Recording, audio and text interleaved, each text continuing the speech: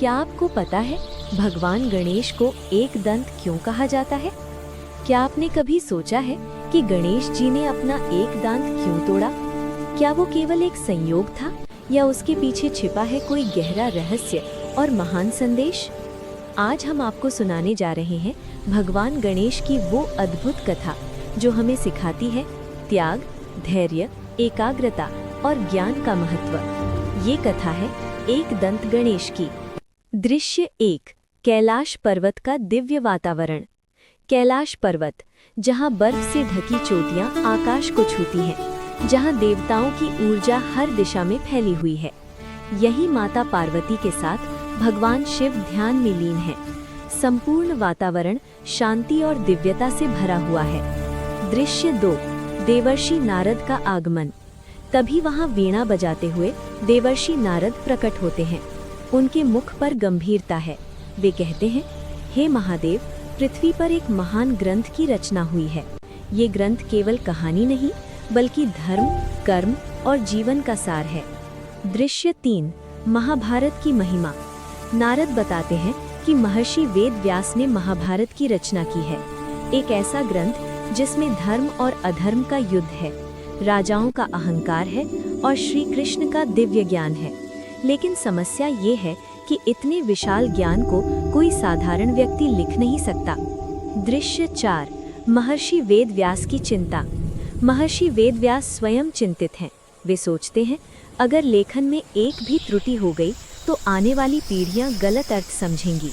उन्हें चाहिए था तीव्र बुद्धि, गहन समझ, असीम धैर्य। दृश्य 5। शिव का निर्णय। भगवान शिव मुस्कुराते हैं और कहते हैं, इस कार्य के लिए केवल एक ही योग्य है, मेरा पुत्र गणपति। पूरा कैलाश उस नाम से गूंज उठता है। दृश्य 6। गणेश जी का दिव्य प्रकट होना। क्षण भर में भगवान गणेश प्रकट होते हैं।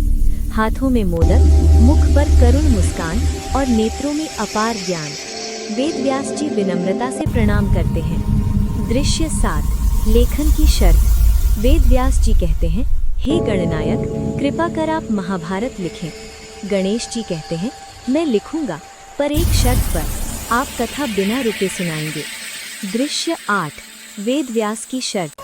वेद व्यास भी कहते हैं, और मेरी भी एक शर्त है, आप तभी लिखेंगे जब हर श्लोक का अर्थ समझ लेंगे। दोनों सहमत हो जाते हैं। दृश्य 9। लेखन का आरंभ। लेखन शुरू होता है। गणेश जी की गति अद्भुत है। शब्द ऐसे बहते हैं जैसे गंगा की धारा। समय थम सा जाता है। दृश्य 10। कठिन श्लोक। वेद व्यास जानबूझकर कुछ जटिल श्लोक रचते हैं ताकि गणेश जी को समझने में समय लगे। ये उनकी बुद्धि परीक्षा थी। दृश्य 11। अचानक संकट। एक दिन लगातार लेखन के कारण गणेश जी की लेखनी टूट जाती है। पूरा वातावरण शांत हो जाता है।